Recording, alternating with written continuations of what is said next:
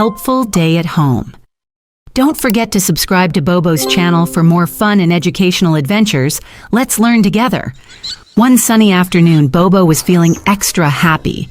He wanted to do something nice for his parents and help around the house. I feel full of energy today. Maybe I can help my parents with some chores? Great idea, Bobo. Helping parents with chores can be fun. And it makes your home a comfy, happy place for everyone. But what chores can I do? I'm not sure where to start. How about sweeping the floor? Just grab a broom and gently go swish, swish. Or maybe pick up your toys. Put them back in their boxes so you can find them easily next time. Sweeping sounds fun. Swish, swish. Wow, look at all the dust I'm catching. I can help by wiping the tables with a soft cloth. Wipe, wipe. Now it's shiny and clean. I can help fold small clothes. Fold, fold. Now everything is neat and tidy. Working together feels great. Exactly. When we help, chores go by fast.